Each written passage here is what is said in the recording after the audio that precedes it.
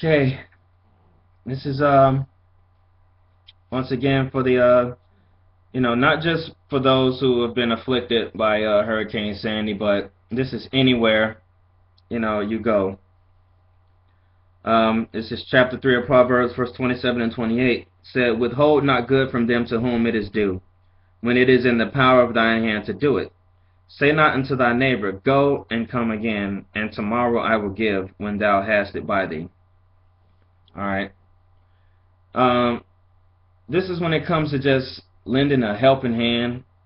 Okay, I mean it could be used in a lot of different ways, but what I'm saying, using it in the context of, you know, you got $50 and someone asks for two, you know, don't sit there and act like it's your last $2 just because a person is dirty and disheveled. Okay, um, don't withhold those things. Just like over here in New York and New Jersey and other, the up and down the East Coast that's afflicted by Hurricane Sandy. I'm glad they didn't have that marathon. They had generators and porta potties and stuff for the runners. I'm glad that the governor chose to, or mayor chose to use it for the people. It's bad that he had to pretty much get shamed into doing it, but whatever. Um, you know, Most people do the right thing when all other options have failed. Um, um, I just don't want people to turn on each other. I'll keep stressing this a lot. You see where you're not getting the help from. You can read all the pamphlets with the Red Cross and FEMA and all this and say, well, we're designed to do this, and in the event of emergency, the National Guard does this, and blah, blah, blah, blah, blah, blah, blah. But it don't work as fast. Tax dollars are fueling it, but it just don't work as fast in actuality. You know. So what does that tell you? Just like I said in some of my Beyond the Rapture videos, okay? Start to network, get supplies together for everybody to use as a community. All those little, things from water to diapers to maxi pads and deodorant, whatever, and get to know each other. Now, that part of the East Coast is rough. People are very standoffish, and they have some attitudes out there. Way, I mean, it's everywhere, but there's a certain kind of caliber of folk, out there in some places on the East Coast, and it's not always the most friendly. But as you see, it don't matter what neighborhood you're from, the homes are smashed anyway. And people, now there's a nor'easter coming, and it's getting cold, okay? And it kind of reminds me of a passage in Matthew also that I read in chapter 24 of Matthew, verse 19 and 20. And woe unto them that are with child, and to them that give suck in those days. But pray ye that your flight be not in the winter, neither on the Sabbath day. For then shall be great tribulation, such as was not since the beginning of the world to this time, no, nor ever shall be. I'm not saying that this is the great tribulation, but it's just that whole pray that your flight be not in the winter, and those with children. Well, people have children out there, and it's winter time, and it's getting desperate over there. It broke my heart to see this woman crying because she was like, I don't want to live in Long Beach anymore. And she was just heartbroken. They're wondering where's the help. Just like people in New Orleans wondering where's the help.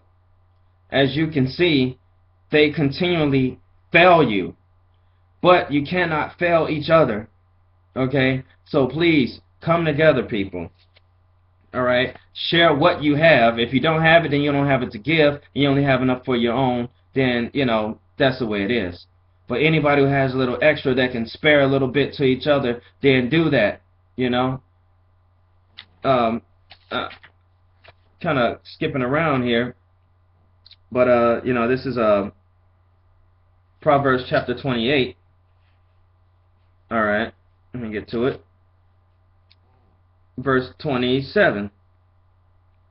It said, He that giveth unto the poor shall not lack, but he that hideth his eyes shall have many a curse. Okay? Those who hide their eyes shall have many a curse. Meaning, you know you got it, but you turn a blind eye because it's not your family, you don't know them. Believe me, that can bring so much more back on you, and no one will be there to help you. And so it behooves people out that way, and I'm not threatening anything like that. That's just what the word's saying, you know what I'm saying? And this is anywhere, passing on the street or whatever. If you got it, give it. It's your choice. You don't have to. But, don't be like, get out of my face and blah, blah, blah, Now, if they're just being pushy and just trying to make you give them something, well, that's a different, hey, back them on off you. But those who just withhold things from those who are in need and laugh at them and all that, well, you getting yours coming. But here's also something in Ecclesiastes chapter 4 for those over there and anywhere where a disaster may happen or where it may not happen, just where people are in need and there's other people who have a surplus and can help others, okay? Chapter 4, Ecclesiastes chapter 4, verses 9 through 11. It said, two are better than one, because they have a good reward for their labor. For if they fall, the one will lift up his fellow, but woe to him that is alone when he falleth, for he hath not another to help him up. Again, if two lie together when they have heat, but how can one be warm alone? Okay? And this is for anyone around there, okay? Said, for if they fall, the one will lift up his fellow. But woe to him or her that is alone when he falleth, for he or she hath not another to help him or her up. And so this is what we see over here in the East Coast. What can happen anywhere else in this country. Alright? We have to not turn our backs on each other. We have to not be selfish, because the time is going to come where it's our very survival is going to depend on our ability to coexist with each other and share what we have. Okay, I like this show Walking Dead, and you see how everybody comes together. Most of them are strangers, and they come together and they share what they have. And they survive. The minute someone tries to break up the damn thing, they probably get jacked up,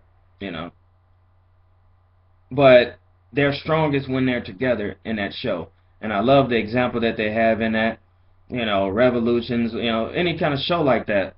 And that's how people have to be. You have to be willing to defend for each other, protect each other, feed each other, clothe each other, help each other get better when you're sick. We are way too separate. Our society is probably one of the most selfish, arrogant societies I've ever known. Okay? And being in the Navy, I've seen how some other societies live. And I gotta tell you, I was a little disgusted when I came back here and seeing the way we act compared to how people act in Europe or in in Arab countries and things like that. We are a piece of work, And I'm not saying that I'm ashamed to be an American and all that, But we can definitely do a lot better by each other. We cannot be so selfish and materialistic because, when you're starving, when you're freezing, it ain't going to matter what label's on a pair of jeans. It ain't going to matter if, the piece of meat you eating is corn-fed Angus beef from the choicest cut and all that. You're just going to be happy to eat some damn pemmican beef jerky. Alright? And that's just all I got to say about that, man. We really need to, start to reevaluate what's really valuable to all of us collectively.